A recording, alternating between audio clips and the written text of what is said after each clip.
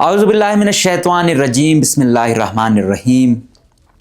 مجھے کہتے ہیں مقبول احمد۔ آج ہم بات کریں گے کہ آج ایک بڑی ڈیولپمنٹ ہوئی ہے، وہ یہ ہوئی ہے کہ کل عدم عسکریت پسندوں کے، جس میں ایک کا تعلق بی این اے سے، دوسرے کا بی آر پی سے بتایا جاتا ہے، انہوں نے خود یہ کلیم کیا ہے، انہوں نے سرنڈر کیا اور آج ان کی پریس بریفنگ تھی یا پریس کانفرنس کہیں، تو اس میں پھر انہوں نے کہا، اس میں جو ایک بڑا کمانڈر بتایا جاتا ہے نجیب اللہ نامی، وہ کہتا ہے کہ میں 10-15 سال کی عمر کا تھا 2004-05 میں، تو دلوش اور دل جان جو بی ایل ایف کے کمانڈر تھے، انہوں نے ہماری ذہن سازی کی اور ہمیں کہا کہ بھائی ہمارے ساتھ ناانصافی ہو رہی ہے، یہ دیکھو بلوچوں کے ساتھ یہ ہو رہا ہے، وہ ہو رہا ہے، لہٰذا ہمیں ریاست کے خلاف لڑنا چاہیے۔ تو کہتا ہے کہ اس طرح میری ذہن سازی ہوئی۔ پھر وہ کہتا ہے کہ میرا تعلق کس سے ہے؟ بلوچ ریپبلکن پارٹی سے۔ بلوچ ریپبلکن پارٹی نواب اکبر خان بگٹی کی پارٹی ہے یہ، اور اس کا جو عسکری ونگ بتایا جاتا ہے وہ بلوچ ریپبلکن آرمی یا جسے بی آر اے کہتے ہیں۔ وہ کہتا ہے کہ سنگت ثنا بی ایس او آزاد، وہ کہتا ہے کہ یہ میرا بہت اچھا دوست تھا، اس کو اللہ نظر اور بشیر زیب نے وہاں سے نکلوایا، اور پھر اس کے بعد کیا ہوتا ہے کہ سنگت ثنا بھی بی آر پی میں جاتا ہے۔ وہ کہتا ہے کہ ہم نے مکران بیلٹ میں بی آر پی کو ایسے ایکٹیو کیا، کہتا ہے پھر ہم عسکری تربیت لینے کے لیے ہمیں کہا گیا، ہم آ گئے کلات میں، کہتا ہے کہ یہاں ہم نے ٹریننگ لی، کہتا ہے پھر 2 گروپوں میں بنائے گئے، جس میں ایک ادھر کے لیے تھا، مطلب مکران کے ایک ایریے کے لیے، دوسرے کے لیے گلزار امام شمبے کو لیڈر بنایا گیا۔ تو مکران میں کہتا ہے ہم نے ایسے پی آر پی کو یا بی آر اے کو ایکٹیو کیا۔ کہتا ہے کہ ہم لوگ ایسے ہی اپنا کام کر رہے تھے کہ ہمسایہ ملک کی انٹیلیجنس والوں نے ہم سے رابطہ کیا، تو اس نے ڈائریکٹ نام تو نہیں لیا، لیکن جہاں تک ہمارے سورسز ہیں یا ہم نے پتہ کیا کہ وہ کس کو کہنا چاہ رہے تھے، تو ان کا یہ الزام غالباً ایران پہ تھا کہ انہوں کے ساتھ وہ ہوا۔ تو کہتا ہے کہ ہماری یہ سوچ تھی کہ بھائی ہم نے تو آزاد ملک بنانا ہے، تو ہمارے یہ خواب ہیں، ہم اس لیے لڑ رہے ہیں۔ تو کہتا ہے اس انٹیلیجنس والے نے بولا کہ آپ کی آزادی سے ہمیں کوئی سروکار نہیں ہے، یہ آپ کی جو ہے نا، ہمیں بس آپ کے جو ملک ہے، مطلب جو پاکستان ہے، اس کے خلاف آپ نے لڑنا ہے۔ یہ نجیب اللہ صاحب کا یہ کہنا تھا۔ وہ کہتا ہے کہ اس نام نہاد آزادی میں جو لیڈر ہیں، کہتا ہے کہ وہ خود عیاشیاں کر رہے ہیں اور عام لوگوں کو لڑا رہے ہیں۔ پھر انہوں نے کہا کہ اللہ نظر کا بیٹا ملائیشیا میں ہے، پھر کہا اختر ندیم کا بیٹا فرانس میں ہے۔ اختر ندیم بھی بی ایل ایف کا ایک بہت بڑا کمانڈر ہے، شاید اللہ نظر اور یہ ایک ہی اس کے ہیں، مطلب کیلیپر کے ہیں۔ اس طرح وہ کہتا ہے کہ لاپتہ ڈاکٹر دین محمد جو 2009 سے لاپتہ ہیں، ابھی تک ان کے نو اباؤٹ کا کوئی پتہ نہیں ہے کہ وہ کہاں پر ہیں، اور اسی میں اس کے بچے جوان ہو گئے ہیں۔ سمیع دین ہے، ایک مہلب ہے، وہ ان کی بیٹیاں اس وقت سے آپ دیکھ رہے ہیں ایکٹیو ہیں، اور ابھی بھی آپ دیکھ رہے ہوں گے سمیع دین ہر دفعہ ایکٹیو بھی ہیں اور کہتی ہیں کہ بھائی بتایا جائے میرا والد زندہ ہے نہیں زندہ، تاکہ ہمیں تسلی تو آئے۔ تو وہ کہتا ہے کہ ڈاکٹر دین محمد کا بیٹا اور سمیع دین کا بھائی یہ عمان میں ہے، اور یہ اللہ نظر کا کاروبار سنبھال رہا ہے۔ اس کے ساتھ اس نے کہا کہ یہ لوگ، مطلب ان کے بچے باہر پڑھ رہے ہیں اور دوسروں کے بچوں کو یہ ورغلاتے ہیں اور اپنے پاس لے جاتے ہیں اور پھر لڑتے ہیں۔ اور وہ کہتا ہے کہ جو پہاڑوں پہ لڑنے والے ہیں، ان بیچاروں کے پاس کہتا ہے 2 وقت کی روٹی بھی نہیں ہے۔ اچھا، یہ بات صحیح ہے۔ پھر وہ کہتا ہے کہ یہ نام نہاد ان کی آزادی ہے، اگر ایسا ہوتا ان کو پتہ ہوتا، کہتا ہے کہ اب 2 کرپشن پہ یا 2 نمبری پہ، کہتا ہے کہ ہربیار مری اور مہران مری سکے بھائی ہیں، لیکن ان کا پیسوں پر اختلاف ہوا، جس کے نتیجے میں UBA یونائٹڈ بلوچ آرمی بن گئی، جس کو مہران مری مبینہ طور پر لیڈ کرتے ہیں۔ تو وہ کہتا ہے کہ یہ جو بڑے لیڈر ہیں یہ باہر ملک بیٹھ کے عیاشیاں کرتے ہیں، اور عام جو بچہ ہے، عام لوگوں کے بچے ہیں، وہ ان کے لیے لڑ رہے ہیں، پہاڑوں میں ہیں۔ تو یہ اس کا الزام تھا۔ اچھا، یہ چیز ایک تو یہ موقف ہے کہ بھائی وہ لوگ ہیں، وہ لڑ رہے ہیں، ان کے اپنے بچے باہر کے ملک میں ہیں، چاہے بالاچ مری کا دیکھیں، چاہے اللہ نظر کا دیکھیں، چاہے اختر ندیم کا دیکھیں، یا یہ جو کہیں ہیں، مجھے ان سب کا اتنا اندازہ نہیں ہے تو میں حتمی طور پہ نہیں کہہ سکتا۔ مجھے 2-3 کا پتہ ہے کہ ان کے بچے پڑھ رہے ہیں، اور اچھی بات ہے وہ پڑھیں۔ جو پہلے گئے ہیں یا ان کے خاندان والے جو مارا گیا ہے، یا وہ ہے، کم سے کم دوسری نسل اس چیز سے دور رہے، ان کی زندگیاں تھوڑی بہتر ہوں۔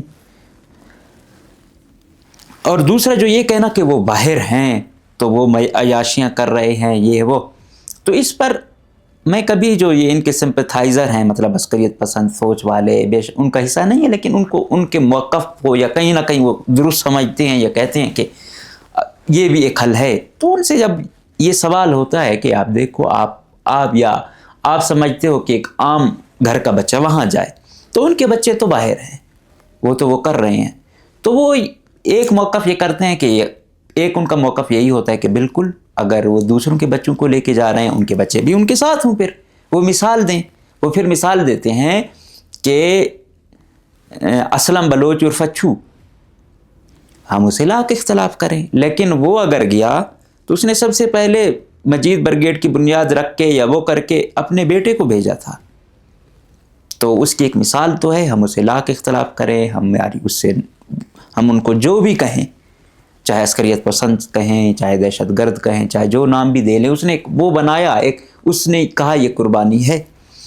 تو باقیوں کے بچے کیوں نہیں ہیں؟ اگر وہ ہیں تو پھر وہ آتے ہیں تو وہ کیوں نہیں لڑتے؟ تو ایک دباؤ تو اس قیادت پہ ضرور اس صورت میں آتا ہے، لیکن دوسرا بیانیہ جو ہے، جو ان کو جسٹیفائی کرتے ہیں، وہ کہتے ہیں کہ ایسا نہیں ہے، وہ پڑھ رہے ہیں، وہ انٹرنیشنل ایکسپوئر لے رہے ہیں، وہ یوں سمجھو کہ سفیر ہیں، وہ وہاں لابنگ کر رہے ہیں۔ ایسا نہیں ہے کہ وہ وہاں بیٹھے ہوئے ہیں تو وہ کچھ نہیں کر رہے، وہ لابنگ کر رہے ہیں، جو یہاں پہ کچھ ہوتا ہے وہاں پہ کوئی سفارتکاری کرتے ہیں۔ اور پھر وہ مثال دیتے ہیں کہ بالاچ مری کی، وہ بھی باہر کا پڑا ہوا تھا، لیکن ساری اکثریت باہر رہا، لیکن یہاں پہ آیا تو وہی لیڈ کی اس نے بھی یہ لے کو۔ تو ایک نظریہ یہ بھی ہے۔ تو بینگ اے جرنلسٹ ہمارے لیے یہ ضروری بھی ہے کہ ہم دونوں موقف رکھیں، یہ بھی رکھیں۔ تو یہ چیزیں رہی ہیں، ان کا یہ موقف ہے، دوسرے کا یہ موقف ہے۔ اب یہ ہو گئی ایک بات۔ دوسرا وہ کہتے ہیں کہ ایشو، وہ کہتا ہے کہ میں نے سرنڈر کیوں کیا، مطلب میں فوج کے سامنے آ کر سرنڈر کر رہا ہوں، وہ کیوں کیا؟ کہتا ہے کہ جب یہ براس بنا، یہ براس کیا ہے؟ بلوچ راج آجوئی سنگر، مطلب مختلف عسکریت پسند گروپ جو ہیں ان کا آپس میں اتحاد ہو جو ہے، اس کو یہ وہ کہتے ہیں، انہوں نے اس کو براس کا نام دیا۔ اور پھر یہ مشترکہ جو کارروائی کرتے ہیں، آپ نے دیکھا ہوگا کبھی یکطرف ایک تو کرتا ہے، اس کی ذمہ داری کرتا ہے کہ بی ایل اے نے کی، بی ایل ایف نے کی، یا جھنڈا بھی ان کے الگ الگ وہ ہیں، ترجمان بھی الگ الگ ہیں، لیکن جب یہ کارروائی ہوتی ہے براس کی، پھر وہ کہتے ہیں براس نے یہ کی، مطلب ہر عسکریت پسند گروپ یا علیحدگی پسند عسکریت پسند گروپ کا ایک دھڑا ملتا ہے، پھر کوئی کارروائی کرتے ہیں، پھر اس کو وہ کہتے ہیں براس کی کارروائی۔ تو یہ ہوا، وہ کہتا ہے کہ جب براس بنا تو مجھ پہ دباؤ ڈالا گیا بی ایل اے کی جانب سے، بی ایل ایف کی جانب سے، کہ ہے اور اس ملک کی انٹیلیجنس ایجنسی کے، مطلب جہاں ہم رہ رہے تھے، مطلب ایران پہ، وہ انہوں نے ہمیں کہا کہ آپ بھی، مطلب B R A Baloch Republican Army جو ہے، یہ بھی آئے اور حصہ بن جائے یہاں کا براس کا۔ تو کہتا ہے ہم نے انکار کیا کہ ہماری اپنی تنظیم ہے، وہ تو ہر ایک کی ہے، لیکن وہ ایک اتحاد بنا کے وہ شاید ٹیکٹیکل، وہ سائیکولوجیکل گیم کھیلتے ہیں کہ بھائی مشترکہ، جب ہم کہتے ہیں نا کہ انہوں نے اتفاق کر لیا ہے، تو وہ پھر یہی ہوتا ہے کہ اب ان کی شاید کارروائیاں مزید سخت ہو سکتی ہیں، مزید تیز ہو سکتی ہیں، شاید زیادہ نقصان کریں، یا وہ سائیکولوجیکل انٹینشن ہوتی ہے کنٹرول کرنے کی۔ تو کہتا ہے کہ میں وہاں پہ ہم نے جوائن نہیں کیا، میں لیڈ کر رہا تھا. تو کہتا ہے کہ مجھے اس ملک میں یعنی ایران میں گرفتار کروایا گیا. مطلب ظاہر وہ یہ الزام لگاتا ہے کہ اس ملک کی مطلب ایران کی انٹیلیجنس بھی شاید شامل تھی، اور BLA BLF والوں کا ان کے ساتھ اتحاد تھا. اور یہی الزام مطلب لگاتے ہیں افغانستان میں بھی. ابھی تو TTP کے حوالے سے لگاتے ہیں، جو پچھلی حکومت تھی ان پر یہ لگاتا تھے کہ یہ بھی بلوچ عسکریت پسندوں کو اپنے پاس جگہ دیتے ہیں، ٹرین کرتے ہیں، پھر افغانستان کی انٹیلیجنس اور انڈیا کی انٹیلیجنس مشترکہ طور پر ان کو فیسیلیٹیٹ کرتے ہیں. یہ الزام ان پہ بھی لگتا تھا. ابھی جو موجودہ گورنمنٹ ہے افغانستان کی، ان پہ یہ الزام لگتا ہے کہ وہ TTP کو فیسیلیٹیٹ کرتی ہے. تو تھوڑا سا بیک گراؤنڈ آپ سمجھ رہے ہوں گے. تو وہ کہتا ہے کہ مجھے گرفتار کروایا، پھر میں ضمانت پہ جب رہا ہوا، پھر میں نے جب تفتیش کی تو پتہ چلا کہ بھائی مجھے گرفتار کروانے میں BLA کا ہاتھ ہے، BLF کا ہاتھ ہے، اس ملک کی خفیہ انٹیلیجنس کا ہاتھ ہے. کہتا ہے میرے 2 ساتھی اب بھی مسنگ ہیں، پتہ نہیں وہ زندہ بھی ہیں یا نہیں ہیں. اچھا، وہ کہتا ہے کہ اگر آپ ان کی بات نہیں مانتے ہیں تو وہ کیا کرتے ہیں، یا آپ کو مار دیتے ہیں، یا پھر کیونکہ اس ملک میں رہنا شاید ٹف ہوتا ہے تو دوسرے ملک میں آپ کو گرفتار کروایا جاتا ہے. پھر گرفتار ہونا یا پھر اذیت ہونا، ظاہری بات ہے جب آپ کو گرفتار کرتے ہیں پھر اذیت بھی دیتے ہیں. تو وہ کہتا ہے یہ 2 طریقے ہیں.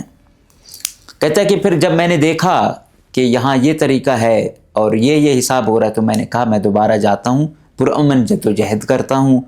تو یہ نام نہاد آزادی ہے، اس کا کوئی مستقبل نہیں ہے، یہ آپس میں وہ ہیں دوسروں کے بچے مروا رہے ہیں. تو اس طرح وہ کیا کیا انہوں نے، وہ کہتے ہیں کہ میں واپس آیا اور کہتا ہے کہ جو پہاڑوں میں ہیں، میں 2005 سے ہوں، 20 سال میں نے اس کو دیے ہیں، آپ واپس آئیں، کسی کا جو ہے نا حصہ نہ بنے. اور کہتا ہے کہ جو لیڈر ہیں بڑے، وہ اپنا بینک بیلنس بڑھا رہے ہیں اور معصوم لوگوں کو کسی بھی نام پہ ورگلا رہے ہیں اور ان کو جنگ کا ایندھن بنا رہے ہیں. اور کہتا ہے کہ جو لوگ پہاڑوں میں ہیں، ریاست سے درخواست ہے ان کے لیے بھی کوئی اعلان کرے کہ بھائی ان کو عام معافی دے، لہٰذا وہ بھی نیچے آئیں اور ریاست بھی معاف کرے. دوسرا ایک کمانڈر ہے، یہ بھی بڑا کمانڈر بتایا جاتا ہے، کمانڈر عبدالرشید اس کا نام ہے، عرف کماش. یہ زامران کا رہائشی، زامران بلیدہ وہاں کا سے تعلق رکھتا ہے. یہ پہلے جو بتا رہا تھا اپنا کہ میں BLF میں تھا، پھر BRA میں گیا، پھر BNA میں گیا. تو کہتا ہے میں 15 سال رہا. پھر اس نے بلوچی میں اپنی بات کی، تو یہی ہے، اس نے بھی اسی طریقے کی باتیں کی. تو پھر DIG کوئٹہ و CTD اعتزاز احمد برایا، انہوں نے بھی، وہ بھی ساتھ بیٹھے تھے. منسٹر پلاننگ اینڈ ڈیولپمنٹ ظہور بلیدی بھی ساتھ بیٹھے تھے، مینا مجید بھی ساتھ بیٹھی تھیں. تو باقی یہ تھے اور 2 لڑکیاں اور تھے، ان کے بارے میں بھی آگے ذکر کرتا ہوں. تو برایا فرماتے ہیں کہ آزادی اظہار کے رائے کے نام پہ یہ سب ورجن کرتے ہیں اور اس تھرو ریکروٹمنٹ ہوتی ہے. مطلب وہ کہتا ہے انڈائریکٹلی، جہاں تک مجھے سمجھ آیا، وہ بلوچ یکجہتی کمیٹی ہے، ان پہ کوئی یہ کہنا چاہ رہے تھے، یا وہ کہ یہ کیا کرتے ہیں اس انداز میں کہ یہ جلسے جلوس کرتے ہیں، ان کی ذہن سازی کرتے ہیں، یہ ایک پلیٹ فارم ہے، ان کو اس طرح تیش دلواتے ہیں کہ وہ سب ورژن میں چلے جاتے ہیں اور وہ عسکریت پسندوں کو جوائن کرتے ہیں. تو یہ ان کا کہنا تھا. اور وہ کہتا ہے کہ جو لوگ انوالو ہیں ان کو بھی ہم واپس لائیں گے، اور والدین ہمیں سپورٹ کر رہے ہیں کہ ان کے بچے واپس آئیں. 2 مثالیں انہوں نے دی. 2 لڑکے تھے، ایک کا نام تھا خالد بشیر، اس کا نام خالد بشیر تھا، تعلق مشق آوران، ڈاکٹر اللہ نظر کا تعلق بھی مشق آوران سے ہی تھا. یہ لڑکا کہتا ہے میری عمر 18 سال ہے، میں مزدوری کرتا تھا، غریب گھرانے کا تھا. BLA کا کمانڈر فاروق رابطے میں تھا.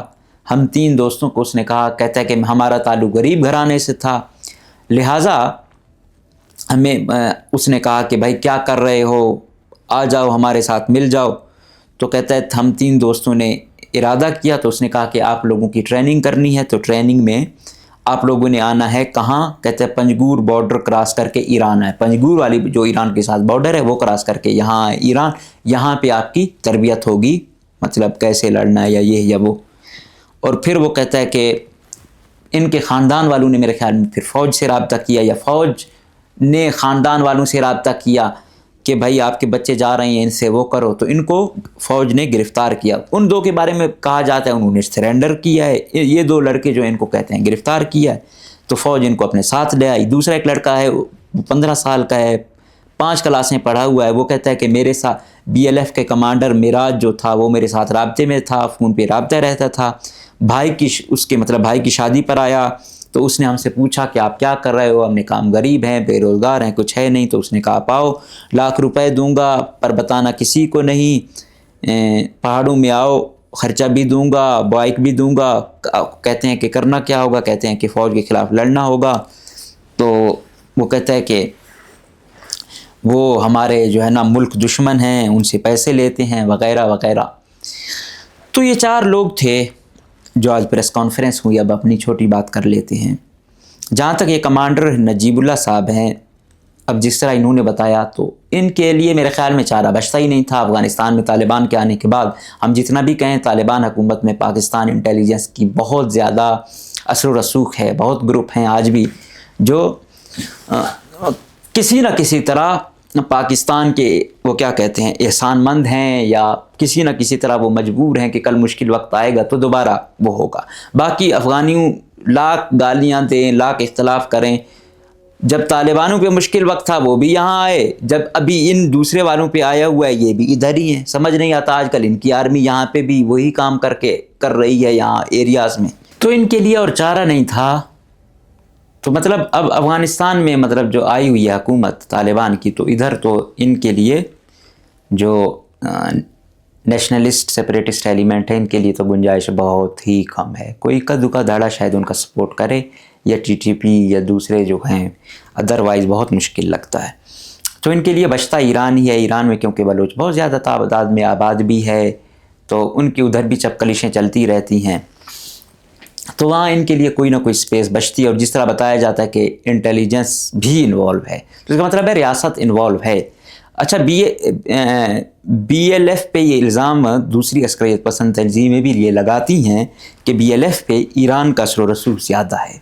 اس طرح BLA پہ یہ لگتا ہے کہ اس پہ اس کا افغانستان اور انڈیا کا الزام زیادہ لگتا تھا کہ ان دو کا اثر و رسوخ ان پہ زیادہ ہے۔ تو بہرحال جو بھی ہے، اب جو کمانڈر صاحب تھے ان کا رہنا یہاں پہ وہاں پہ تو بڑا دشوار تھا، تو اب یہاں آنا تھا، تو شاید یہ بھی ایک بڑی ریزن ہے۔ اور یہ خود کو بتا رہا ہے کہ گلزار امام کے ساتھ کیونکہ رہے ہیں، ساتھ ہی رہے ہیں، تو شاید اس کے تھرو انہوں نے بھی سرنڈر کیا کہ یہ بہتر ہے۔ پھر میں دیکھ رہا تھا ہماری ماشاءاللہ جو طاقتور حلقے ہیں یا انٹیلیجنس ہے یا ریاست ہے، کہیں کہیں پتہ نہیں چلتا کہ وہ بیچارے کوئی 1-2 لفظ بھی بول دے حقیقت والے تو عبرت کا نشان بنایا جاتا ہے۔ اور یہ کمانڈر صاحب جو ہیں نجیب اللہ صاحب، ان پر الزامات ہیں کہ انہوں نے کم سے کم بھی 40 فوجیوں کو مارا ہے، مطلب فورسز، پیراملٹری فورسز یا دوسری، تو ادھر اس کو چھوٹ مل گئی، سرنڈر کر دیا۔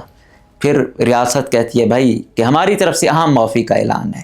کہیں آپ معافی کا اعلان ہے، اتنے بڑے کمانڈر کو، گلزار امام کو چھوٹ دی جا رہی ہے، اس کو چھوٹ دی جا رہی ہے، اور کہیں چھوٹا چھوٹا کارکن اٹھایا جا رہا ہے، تو ریاست کی بھی سمجھ نہیں آتی۔ وہ کہتے ہیں نا 2 آنکھیں ہیں قانون کی، ایک میں ایسا ہے، ایک اس کی اندھی ہے، اس میں جو کرتے رہو کوئی وہ نہیں کرتا۔ جو ایک کھلی ہوئی ہے وہ جیسے ہی وہ آتی ہے وہ شاید آپ کو ایک پین پہ بھی عبرت کا نشان بنائے۔ تو ہماری ریاست بھی ایسی ہے، کبھی جو ہے نا ایسی ماں بنتی ہے کہ شاید حقیقی ماں بھی اتنی معافی نہ دے، اور کبھی کبھی سوتن سے بھی سخت کردار ادا کرتی ہے۔ تو بہرحال میں تو چاہتا ہوں کہ کوئی بھی حساب کتاب ہو، جس طرح یہ کہتے ہیں اپنا وہ نہیں چھوڑتے، اسی طرح جن لوگوں کا نقصان ہوتا ہے ان کو کبھی ازالہ کیا جائے، ان کے بھی، ان کی طرف سے اگر کوئی مارا جاتا ہے عام آدمی، اس کے خاندان سے بھی تو کچھ رضامندی ہو جس نے ان کی وجہ سے نقصانات اٹھائے۔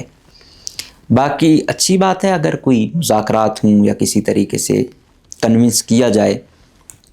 تیسرا یہ ہے کہ وہ بھی آج یہ کہہ رہے تھے کہ مسئلہ ایسا نہیں ہے کہ مسئلے نہیں ہیں، مسئلے بہت زیادہ ہیں، لیکن پرامن طریقے سے جدوجہد کرنی ہے۔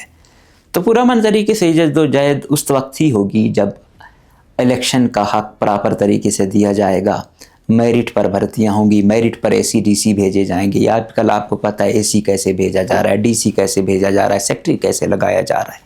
تو میرے خیال میں جب ماحول بنتا ہے نا پھر تمام چیزیں سیٹ ہوتی ہیں. آج 2 کمانڈر چاہے حالات کی وجہ سے آئے ہیں، چاہے زبردستی پکڑے ہیں، یہ ہوا ہے، لیکن اگر ہمارا یہ ماڈل چینج نہیں ہوگا، ہر جگہ منظور نظر لوگوں کو نوازا جائے گا، تو یہ حالات مزید خراب ہوں گے.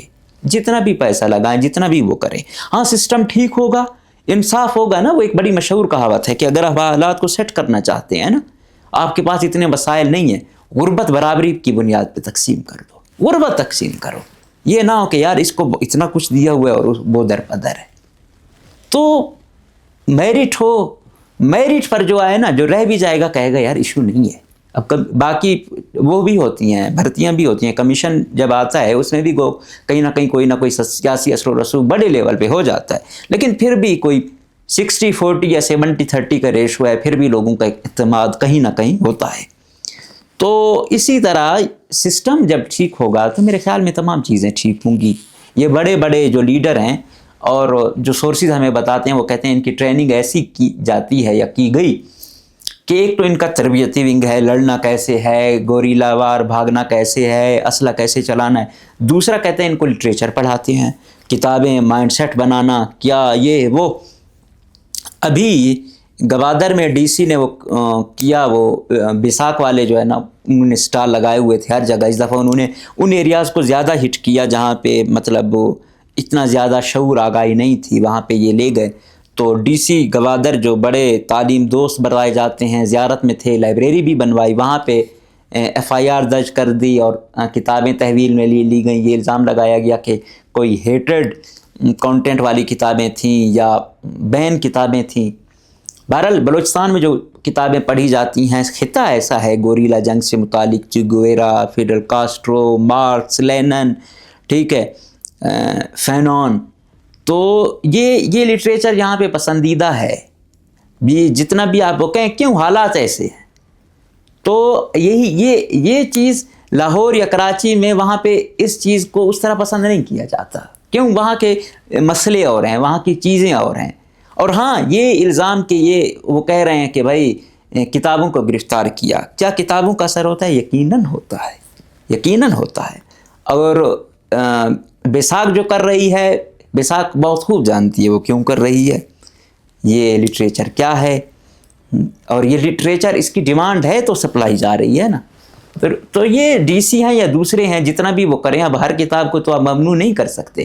تو آخری حل کیا بچتا ہے کہ سسٹم ٹھیک کریں. میرٹ پر بندہ لائیں گے نا، پھر کوئی بھی لٹریچر پڑھے کوئی فرق نہیں پڑے گا. یہ تمام چیزیں، فینون کا لٹریچر کیا تھا کہ اس کے لوگوں کو ٹریٹ شاید برے طریقے سے کیا جا رہا تھا. لینن کا کیا تھا، کارل مارکس کا کیا تھا، کاسٹرو کا کیا تھا، چے گویرا کا کیا تھا. تو وہ تمام وہ چیزیں ہیں، آپ ان کو جب موازنہ کرتے ہو تو آپ کو پتہ چل جاتا ہے. تو یہ چیزیں بیان کریں گے بھی تو مزید آئیں گی. اب آپ کو پتہ ہے ڈیجیٹل ہوا ہے، تو حالات کیا ہے، سسٹم ٹھیک کریں، تمام مسئلے ٹھیک ہوں گے. آپ SSP میرٹ پہ بھیجیں، DC میرٹ پر بھیجیں. جو میرٹ پہ جائے گا نا، وہ 2 نمبری بہت کم ہے کہ وہ کرے. اگر وہ کرتا ہے 2 نمبری نا، پھر اسے عبرت کا نشان ضرور بناؤ کہ جب ہم نے آپ سے کوئی ڈیمانڈ نہیں کی کہ آپ میرٹ پہ جاؤ، میرٹ پہ آپ کو پوسٹنگ ملی تو کیوں. ابھی آپ دیکھو ADC کیچ، DC کیچ پوسٹنگیں کتنی اٹریکٹیو بنی ہوئی ہے کہ بار بار سب کچھ لگا کے وہاں جانا چاہتے ہیں، اور وہاں ایک دن میں کروڑوں کا کاروبار ہوتا ہے، شاید اربوں کا ہوتا ہے. اور بیچارہ جو عام بندہ ہے وہ اس کو 2 وقت کی روٹی میسر نہیں ہے. تو یہ تمام چیزیں یہاں پہ جو ہیں، یہاں گوریلا وار کے ساتھ سائیکلوجیکل وار ہے، طرح طرح کی یہاں پہ جنگیں، اس میں کوئی شک نہیں ہے چل رہی ہیں. لیکن ان تمام کا حل ہے وہ سچویشن کو سمجھنا ہے، لوگوں کو آنر دینا ہے. اور ریاست کا جو رویہ میں دیکھ رہا تھا کہ ابھی ان 2 کو تو بالکل بخش دیا، میرے خیال میں ابھی ان کو چھوڑ بھی دیا ہے. ابھی میں وہ بھی ہوتا ہوں کہ جو بھی ہے، اب ایسا بندہ آتا ہے تو اب اگر ریاست کا وہ بن گیا تو دوسری کی طرف سے مارا جائے گا. جب ان کا تھا تو ریاست کی جانب سے مرنے کا خدشہ تھا، تو بڑا مشکل ہوتا ہے. تو نہ ہم ان کے مارنے کے خواہش مند ہیں، نہ کسی اور کے، نہ فورسز کو کوئی تکلیف ہو، ہم کہتے ہیں بس انسانیت کی تعظیم بہت بڑی چیز ہے، اور یہ خطہ جس خطے میں امن ہو وہ خطہ بہت اچھا خطہ ہے، جس خطے میں انسانیت کی قدر ہو وہی انسانوں کا خطہ ہے۔ زمین کے ٹکڑے کا نام ملک نہیں ہوتا، وطن نہیں ہوتا، جس میں انسانیت کی تعظیم ہو وہ خطہ، وہ ملک، وہ وطن ہوتا ہے۔ تو جس میں مختلف قومیں، نسلیں، مذہب والے ہوں، کسی کو جج نہ کیا جائے کہ یہ ہے، اس کو اتنی عزت دینی ہے، یہ ہے، اس کو عزت دینی ہے، نو۔ معاشرہ اس وقت انسانیت والا ہوگا جب ہم انسان کو انسان میں دیکھیں گے، ہم سمجھیں گے انسان ہے، اس میں خوبیاں ہیں، خامیاں ہیں، ہاں جس میں زیادہ خوبیاں اس کو زیادہ ہنر دینا چاہیے، نہ کہ اس کو قبیلے، قومیت یا کسی وجہ سے۔ تو بہرحال یہ سینیریو تھا، آج کی پریس کانفرنس تھی۔